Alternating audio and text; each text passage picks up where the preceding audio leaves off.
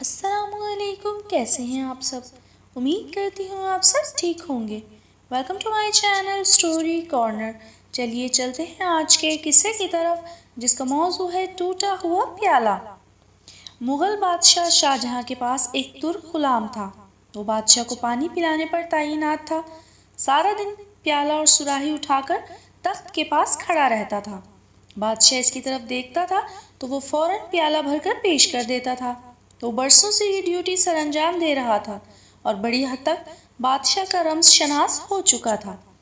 لیکن ایک دن اس سے غلطی ہو گئی۔ بادشاہ کو پیالہ پیش کیا۔ بادشاہ گھونٹ بھرنے لگا تو شاہی پیالے کا ایک کنارہ جھڑا ہوا تھا، اور ٹوٹے ہوئے پیالے میں پانی پینا ہندوستان کے بادشاہ کی توہین تھی۔ بادشاہ نے پیالہ نیچے دے مارا اور غلام کو 20 کوڑے لگانے کی سزا سنا دی۔ بادشاہ کا حکم آخری حکم تھا۔ غلام کو کوڑے بھی لگ گئے اور وہ ڈیوٹی سے فارغ بھی ہو گیا۔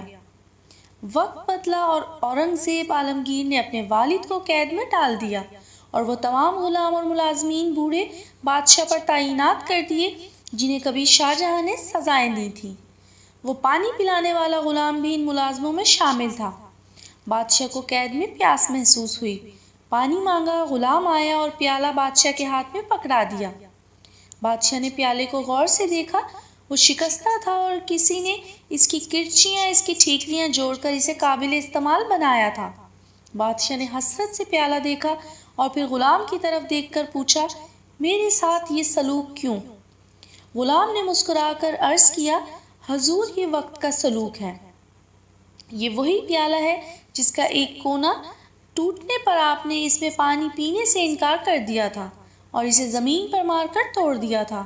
میں نے اس ٹوٹے ہوئے پیالے کی کرچیاں اٹھا لی تھی۔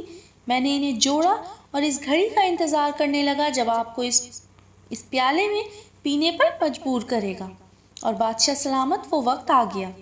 شاہجہاں کی آنکھوں میں آنسو آ گئے۔ یہ آنسو اگر نہ بھی آتے تو بھی بادشاہ نے باقی زندگی پانی اسی ٹوٹے ہوئے پیالے میں پینا تھا۔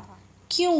کیونکہ یہ دنیا ایک وادی ہے، اور اس وادی میں ہر شخص کو اپنی انا، اپنے تکبر اور اپنی حماقتوں کی بازگشت بہرحال سننا پڑتی ہے۔